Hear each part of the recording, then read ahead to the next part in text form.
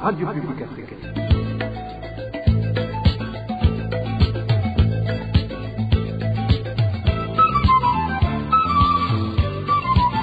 Radio Publique Africaine. Nous sommes jeudi 22 mai 2025. Bonjour et bienvenue à mes fidèles de la RPA à ce journal dont voici les principaux titres. Peur panique au sein de certains habitants de la commune Muyinga à cause des intimidations que leur font subir les membres du parti CNDD-FDD jusqu'à promettre à quiconque ne lira pas le parti au pouvoir, il sera tué. Une pratique courante du parti CNDD-FDD, jugée d'ailleurs de contradictoire à la démocratie par Kefani Wizi, porte-parole de la coalition Burundi Gabose. L'abandon du travail observé dans le corps des enseignants de la DPE Kayanza et presque partout d'ailleurs dans le secteur de l'éducation affecte également les élèves qui eux aussi abandonnent leurs études par la suite et se retrouvent dans des situations déplorables. Elali Niwizi, éducatrice militant pour les droits des enfants, vous l'entendrez dans ce journal. Dans ce journal, vous parlerons également d'un ravin, Nienzari, qui menace les maisons dans la zone Gihosha, à mairie de Bujumbura. Voilà pour le sommaire. Bien le bonsoir mesdames et messieurs, tout de suite, le développement. Au bonsoir, certains habitants de la commune et province Muyinga qui ne sont pas membres du parti au pouvoir, le CNDD-FDD, indiquent qu'ils ont une peur panique. À l'origine, les paroles d'intimidation émises à les rencontres par certains dirigeants et membres du parti CNDD-FDD sur toutes les collines de cette commune pendant cette période électorale. Ces derniers leur font savoir que leurs listes sont déjà confectionnées et qu'ils peuvent les tuer d'un moment à l'autre. Ces habitants demandent d'être protégés et respectés au même pied d'égalité que les membres du parti au pouvoir. Le point avec Elvis Niamungere. Certains habitants de la commune de Muyinga rapportent qu'en cette période électorale, la situation est difficile, surtout pour ceux qui sont membres des partis d'opposition au sein de l'FDD, le parti au pouvoir. Ceux qui se sont confiés à la radio RPA affirment qu'ils sont menacés, colère due que quiconque ne votera pas pour le sein de l'FDD sera tué. Un de ces citoyens nous en parlait en ajoutant ceux qui sont à la tête de ces actes d'intimidation sont bien connus. Ces élections sont marquées par une vague massive d'intimidation. Les chefs collinaires ainsi que les responsables locaux du parti au pouvoir organisent des réunions au cours desquelles ils déclarent ouvertement que toute personne qui ne votera pas en faveur de leur parti devra être tuée, puis jetée dans le lac pour servir de nourriture aux poissons. Les habitants de Muyinga continuent de nous informer qu'ils ont été avertis que des listes ont déjà été établies et que d'un moment à l'autre, ils pourraient être attaqués. Ceux qui sont le plus menacés sont les membres du parti CNR, la branche dirigée par Agathon Rwasa, comme continue de le témoigner ce citoyen. Un climat de peur intense règne actuellement dans toutes les collines. Les personnes n'appartenant pas au CNDD-FDD sont déjà inscrites sur des listes de personnes à éliminer. Les membres du parti CNL, connus pour leur soutien à Agathon Rwasa depuis 2020, sont particulièrement ciblés. Les citoyens de la commune de Muyinga demandent aux autorités administratives et sécuritaires de mettre fin à ces actes de terrorisme et d'éviter qu'un drame ne se produise ou déjà pourrait être tué à cause de leur opinion politique. Dans plusieurs endroits du pays, on signale des actes de terreur à l'encontre de ceux qui ne partagent pas les idées du CNDD-FDD. Certains y voient une stratégie du parti au pouvoir pour voler les élections. Merci à toi, Elvis Niamungere. Les sensibilisations aux membres du parti CNDD-FDD faites par des représentants de ce parti au pouvoir visant à entraver les choix des militants des partis de l'opposition afin qu'ils l'élisent par force le parti CNDD-FDD sont contradictoires à la démocratie. C'est du moins la réaction de Kefani Wizi, porte-parole de la coalition Burundi Bwabose, après que de telles sensibilisations aient été signalées dans certaines communes du pays. Alors que même les listes des militants de ces partis de l'opposition ont déjà été dressés pour qu'ils soient suivis de près le jour du scrutin, Kefani Wizi demande aux autorités administratives habilitées de s'activer à faire cesser ces pratiques du CNDD-FDD. Suivez. Effectivement, pendant les périodes électorales, on assiste souvent à des enseignements donnés par certains représentants locaux du parti au pouvoir, des enseignements qui intimident les militants de l'opposition, des signifiants qu'ils doivent voter pour le parti au pouvoir et que quand ils vont se mettre des réservoirs, ils seront vus par ces représentants du parti au pouvoir et que quelqu'un qui ne va pas voter pour le parti au pouvoir aura beaucoup de difficultés.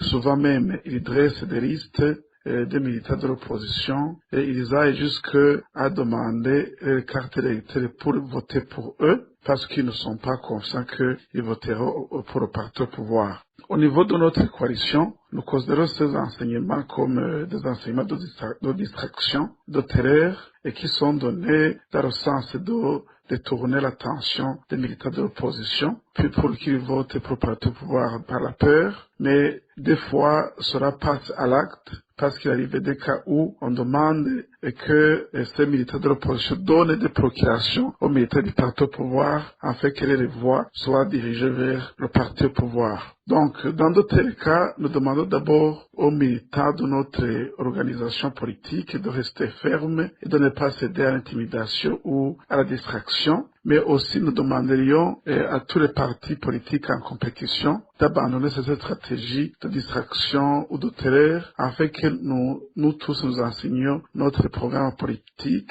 pour laisser le choix libre à la population et nous demandons à l'administration ainsi qu'à la CENI de rester toujours vigilants pour dissuader tout enseignement de ce genre et qui tend à proférer des menaces à tel ou tel autre militant et qui n'est pas du parti au pouvoir. Les campagnes qui se déroulent au Burundi montrent bel et bien que c'est presque seulement le parti au pouvoir qui est sur le terrain comme c'était dans le passé au Burundi. C'est du moins les propos de la parole et l'action pour le changement des mentalités Parsem lors de la conférence de mercredi dernier. Selon Parsem, c'est dommage que les députés candidats aux élections n'osent pas présenter leurs projets devant la population. Pour Faustin Ndikumana, le président du Parsem, les députés devraient montrer à la population comment ils vont résoudre les différents problèmes qui hantent le pays. Écoutez plutôt Faustin Ndikumana, il est le président de la Parsem. Nous avons entendu la sortie médiatique du ministre de l'Intérieur.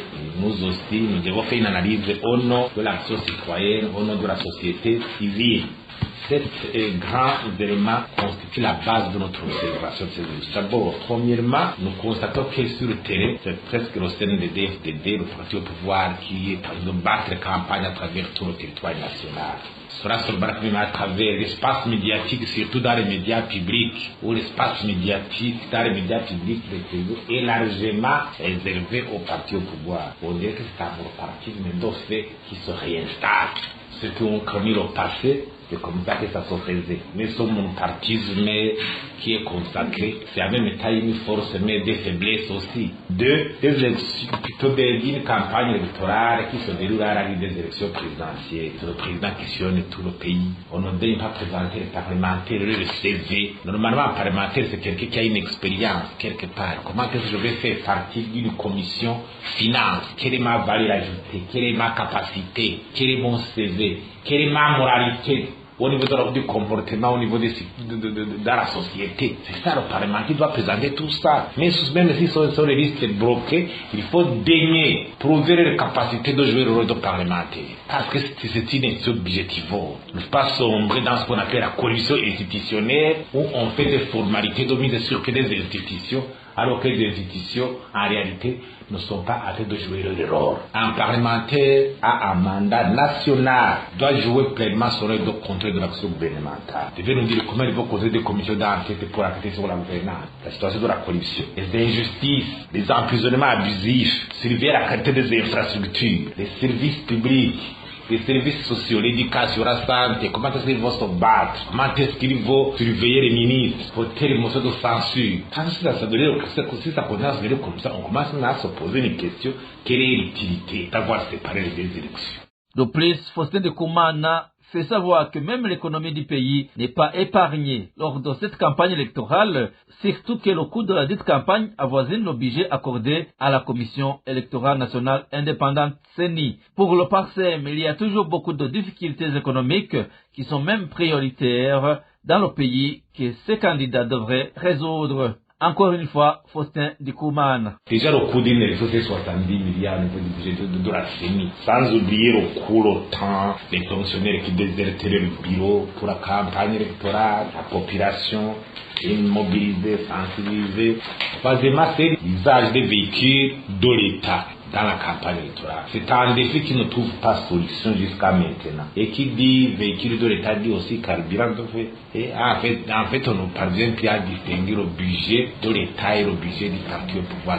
C'est une confusion. Ça appartient aux périodes caduques du parti unique. Au niveau de la logistique, il y a une amélioration au niveau des annonces. On dit qu'on devait supprimer les plaques, la considération des plaques pour accéder au carburant à la pompe. Mais il y a toujours un lien sur parce que les gens sont désorientés. Ils ne savent pas à quelle station il faut aller pour s'approvisionner de façon suffisante. Je crois que le défi même principal du lycée, c'est la disponibilité du carburant. Quand ce produit arrive à perturber même le déroulement de la campagne électorale, le Burundi a besoin de 25 millions de litres par mois, 30 millions. C'est peu pour les autres pays qui ont besoin d'environ même 100 millions.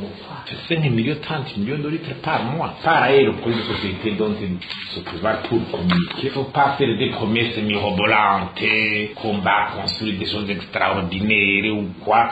Il y a des défis qui sont, on peut pas construire des choses extraordinaires avec un niveau de réserve de change de sommet. Non. Dans un sommet, 0,5 mois d'importation et inflation. En fait, de 40%. Ailleurs, 10%. Deux chiffres, 10%, c'est déjà la réalité. L'endettement intérieur qui explose. Alors qu'on ne fait que réduire l'investissement, l'environnement des affaires. Au lieu d'organiser une table ronde, quels sont les résultats? Une autre économie qui est considérée comme fragile, non cotée. On ne veut même pas accéder aux prêts conçus, plutôt aux emprunts constatés des bailleurs d'eau. Il y a des défis vraiment, le taux de pauvreté, c'est 70%, PIB par habitant, moins de $300. Donc, une diplomatie régionale qui limite les affaires. Nous devons circuler librement dans la sous-région, renforcer le commerce transfrontalier. La cohésion nationale a renforcé quelque chose de pertinent. La cohésion nationale, le président a dit qu'il veut que les Burundais de l'extérieur viennent ici. Sixièmement, c'est une chose que le parti au pouvoir aussi, des fois quand il arrive pour battre campagne dans une localité quelque part, il y a des administratifs avec excès d'oseille qui ont tendance à faire tout arrêter. Les marchés, les boutiques, il faut fermer, sans compter le manque à gagner. D'abord, toute la population, les commerçants, tout ça, c'est pas du parti au pouvoir. Est-ce que c'est un autre parti ou un collectif de l'opposition qui va battre la campagne dans cette région? Est-ce que le comportement sera le même? Ou bien c'est une politique de 2 poids 2 mesures? Toujours en page politique, la situation s'est gravement détériorée dans tous les secteurs du pays, au vu et au su des députés, alors que leur mission première est de représenter la population. Réaction de Fabien Bachiganino, ancien parlementaire burundais, après un reportage de la radio RPA faisant état de l'échec de l'Assemblée nationale de 2020-2025, qui touche d'ailleurs à sa fin au moment où les problèmes n'ont cessé de s'accumuler à cause de l'inaction de la Chambre basse du Parlement. Fabien Bachiganino fait savoir que la dépendance des députés face à leur parti de provenance et la mauvaise gestion de l'Assemblée nationale en sont les principaux obstacles qui font que ces députés ne jugent pas de leur indépendance. Suivez plutôt l'ancien parlementaire burundais Fabien Bachiganino. Comme tu l'as mentionné, les Burundais considéraient autrefois l'Assemblée nationale comme un organe représentatif chargé de surveiller l'action du gouvernement et de dénoncer tout dysfonctionnement dans la gestion du pays. Cependant, tel n'a pas été le cas. À l'heure où cette Assemblée arrive à la fin de son mandat, on peut affirmer sans exagération qu'elle n'a pratiquement rien apporté aux citoyens. Les problèmes du pays se sont multipliés sous ses yeux, mais elle n'a émis aucune critique aux prises de position fermes. Et lorsqu'elle s'exprimait, c'était uniquement pour défendre ses propres intérêts. Lors de la pénurie de carburant, par exemple, les députés ont demandé à bénéficier de réservoirs privés pour leur usage, une requête qui a été satisfaite, alors que la population restait sans solution pour se déplacer. Cela a profondément indigné des citoyens. La décision d'interdire à ceux qui vivaient du transport de personnes à moto, tuk-tuk ou à vélo d'exercer leur métier a plongé de nombreuses familles dans une pauvreté extrême. Beaucoup ont vu leur quotidien bouleversé par cette mesure. Ces pratiques semblent spécifiques au Burundi. Dans les pays voisins, ceux qui exercent ces activités continuent d'exercer leur travail en toute sécurité, respectant les règles établies. Tout cela contribua à faire naître chez les citoyens le sentiment que l'Assemblée nationale ne les a pas du tout représentés ni défendus. Aujourd'hui, la situation est encore plus alarmante. Les boissons de la Braroudi sont devenues introuvables alors que la Braroudi se trouve dans le pays. Le sucre est rare, les engrais sont payés mais non distribués. Tous ces dysfonctionnements relèvent pourtant du champ de compétences de l'Assemblée nationale. Actuellement, cette institution semble n'être plus qu'un outil d'appui au gouvernement au lieu d'assumer pleinement son rôle de contre-pouvoir au service du peuple. Cette passivité s'explique en partie par l'atmosphère de peur instaurée par son président qui intimide ceux qui oseraient s'opposer ou critiquer ce qui ne fonctionne pas. Il lui arrive même de proférer des menaces déclarant par exemple que celui qui se rend en retard sera chassé à l'Assemblée nationale et bien d'autres propos intimidants. Les députés n'ont aujourd'hui plus aucune marge de liberté. C'est pourquoi il serait nécessaire de revoir la loi qui permet de destituer un député simplement parce qu'il n'adhère pas aux positions de son chef parti. De nombreux changements sont indispensables dans ce pays. En résumé, cette législature n'aura rien apporté de concret à la population.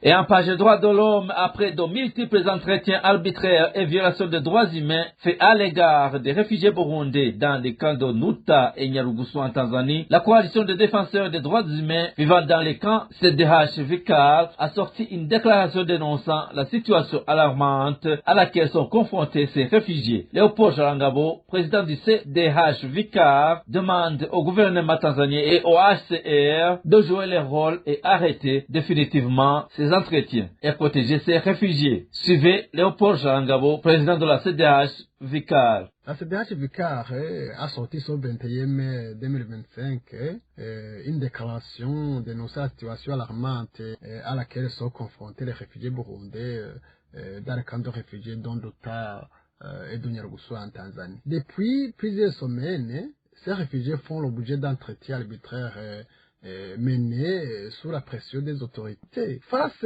à cette situation, la CDH Vicar condamne fermement ces pratiques contraires aux droits humains. Elle demande la suspension immédiate de ces entretiens jusqu'à ce que des garanties procédurales soient mises en place. Elle appelle l'OACR à jouer pleinement son rôle de protection et à empêcher tout retour forcé, camouflé, à rapatriement volontaire. Nous rappelons que le droit d'asile est un droit fondamental et non une faveur politique. Les réfugiés ne doivent pas être les victimes collatérales d'accords opaques entre les États. La CDH Vicar s'engage à poursuivre son travail de documentation, à interpeller aussi la communauté internationale pour une réponse urgente à ces violations graves.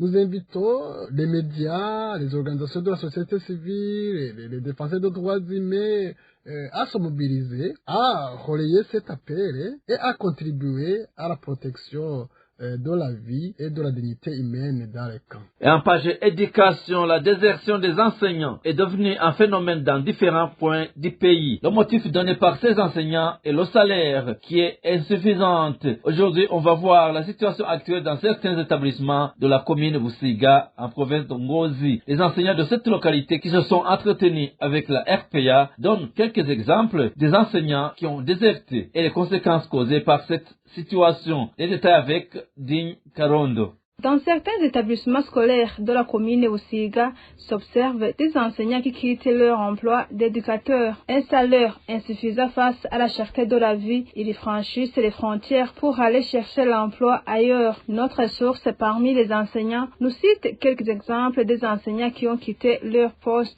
Mes collègues sont partis, eux avec qui on enseignait au même établissement. Il y a un autre ami, jeune mathématicien, il a juste travaillé 2 ans. Lui, il est à Dubaï. Ici au lycée communal de Lukecho, 2 anglophones ont quitté l'un et pour le moment à Mozambique. C'en est trop. On ne comprend pas ce qui est en train de se passer.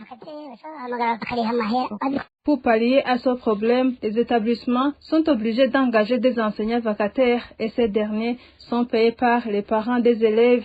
C'est vraiment terrible. Tant d'écoles aujourd'hui sont aidées par les vacataires. Par conséquent, leurs salaires vont être demandés aux parents. Actuellement, il est difficile d'engager des enseignants.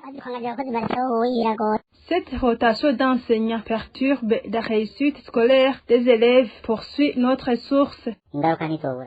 Les conséquences ne peuvent pas être ignorées. L'enseignant qui a préparé les cours, qui a suivi les élèves, qui connaît bien leur niveau, est mieux placé par rapport aux vacataires. Leur expérience diffère surtout que les vacataires viennent pour un temps limité.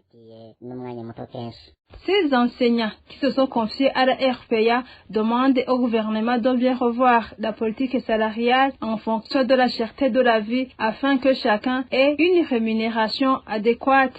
Merci à toi, Di Carondo. Les élèves qui abandonnent leurs écoles rencontrent beaucoup de problèmes jusqu'à être réduits à l'esclavage moderne. En même temps, l'abandon du travail chez les enseignants affecte l'école, mais surtout les élèves. Réaction de Lali Nivizi, qui suit de près le secteur de l'éducation au Burundi et qui milite pour les droits des enfants au Burundi par rapport aux abandons scolaires chez les élèves et les abandons du travail chez les enseignants en province Kayanza, et ce, à grande échelle. Suivez à ce propos Elali Niviz. Au niveau de cette province scolaire de Kayanza, nous sommes informés que beaucoup d'élèves désertent l'école suite à la pauvreté. Il y a la famine parce que les produits alimentaires se font de plus en plus rares. S'il y en a, les produits alimentaires sont chers et les parents n'ont pas de moyens pour subvenir aux besoins des élèves. Encore plus grave, la pauvreté est aggravée par les frais scolaires qui sont demandés aux parents. Et les enfants alors partent en Tanzanie à la recherche du travail. Là, ce sont des enfants qui sont jeunes, ils n'ont pas la force.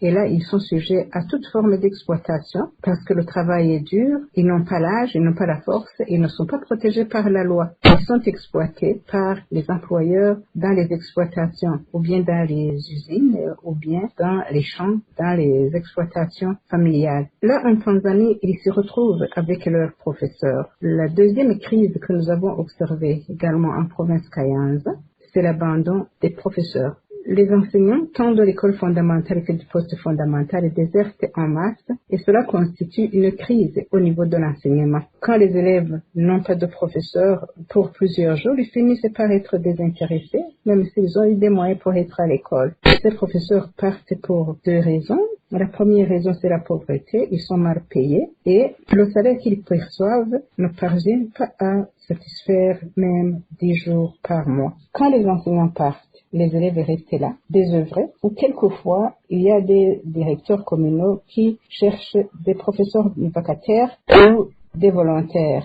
Ceux-là aussi sont désintéressés parce qu'ils reçoivent un salaire très maigre, un salaire qui tarde à être débloqué, ou tout simplement qui n'est jamais débloqué, et tout cela retombe sur le système éducatif, sur la qualité de l'enseignement, mais aussi sur l'intérêt des enfants à l'éducation. Il est aussi déplorable de constater que le gouvernement nie sans cesse la réalité qui se présente relative à la pauvreté et à la famine qui gangrène les Burundais. Une situation qui détériore principalement le secteur de l'éducation au Burundi. Écoutez encore une fois Elali Niviz. Le conseil que je pourrais donner au ministère de l'Éducation, mais aussi à toute l'administration burundaise, c'est de prendre au sérieux la crise qui prévaut en matière de produits vivriers, mais aussi en matière de pauvreté. Quand une crise comme celle du Burundi survient et que les autorités ne veulent pas accepter l'évidence et qu'ils prennent la question au sérieux, qu'ils évaluent l'impact, mais aussi qu'ils cherchent des solutions avec les autres parties prenantes,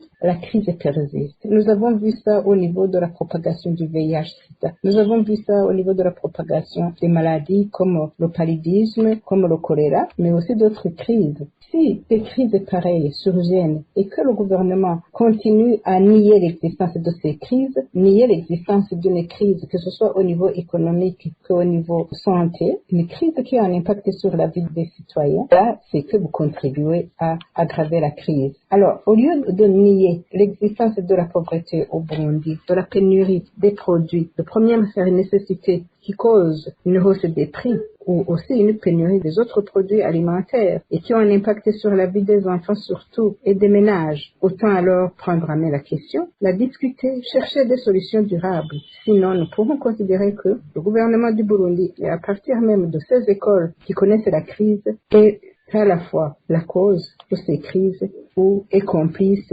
avec les sources ou les origines de ces crises.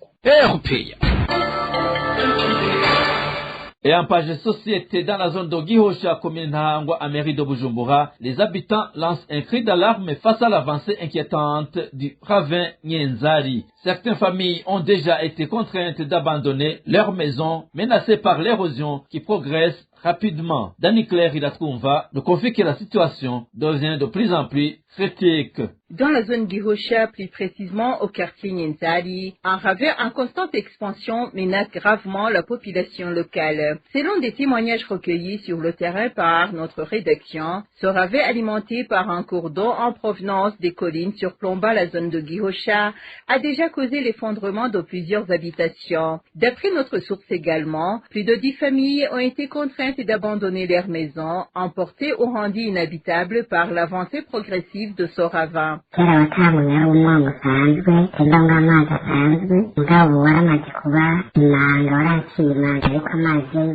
Autrefois, c'était un ravin ordinaire où coulait simplement de l'eau, mais aujourd'hui, c'est devenu un véritable gouffre.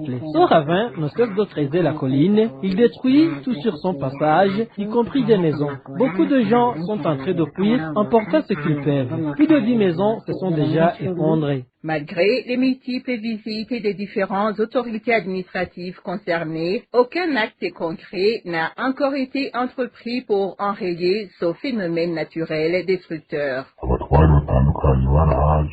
Différentes autorités sont déjà venues sur place. Le chef de zone, le chef de quartier et même l'administrateur. Il y a même des gens qui sont venus pour faire des mesures, mais rien n'a encore été fait pour empêcher ce ravin de Nyenzari de continuer à détruire nos maisons. Vu la vitesse à laquelle il avance, il risque d'emporter encore beaucoup de choses. La rédaction de la RPA a tenté de joindre par téléphone l'administrateur de la commune Nahangwa, Nyondima Ernest, ainsi que le maire de la ville de Bujumbura, commissaire de police Jimmy Hatsungimana, mais sans y parvenir. Et certains habitants des communes Wuyengero et Rumongue, toutes de la province de Rumongue, demandent que les travaux de réhabilitation du tronçon reliant les deux communes interrompus depuis plus de 2 semaines puissent continuer. Ces citoyens indiquent qu'ils enregistrent d'énormes pertes vu que cet axe favorisait l'échange de différents produits commerciaux. Hervé Niouhire nous parle de la suspension des travaux de réhabilitation de cette route. Certains habitants des communes de Rumongue et Wuyengero en province de Rumongue font savoir que ce tronçon reliant les deux communes leur était d'une importance capitale. Les travaux de sa réhabilitation ont été interrompus il y a plus de 2 semaines, comme le témoignent certains habitants proches de cet axe qui se sont entretenus avec la RPA hors micro. Ils ajoutent que ces travaux étaient exécutés par l'agence routière du Burundi, ARB en sigle, et étaient à 7 km de Rumongue. Ces habitants expliquent qu'ils ont vu des machines retirées au moment où elles étaient en pleine activité. La suspension de ces activités de réhabilitation n'a pas été bien accueillie par les citoyens de 2 communes qui empruntent cette voie pour aller s'approvisionner les uns chez les autres. Pour le moment, ces citoyens indiquent qu'ils enregistrent d'énormes pertes vu que cet axe favorisait l'échange de différents produits commerciaux. Ils demandent ainsi que les travaux de réhabilitation de ce tronçon puissent continuer et être achevés achevé. Les informations recueillies auprès de certains cadres de l'agence routière du Burundi ALB font savoir que ces travaux ont été temporairement arrêtés pour la révision du budget relatif. Merci à toi Hervé Niouhil et c'est ce reportage que nous clôturons le journal en français de ce jeudi 22 mai 2025. Merci pour votre aimable écoute. Merci également aux équipes rédactionnelles techniques pour leur franche et parfaite collaboration. Et à la présentation de ce journal, vous étiez avec Clovis Nyonzima. Passez de bons moments chez vous. Au revoir.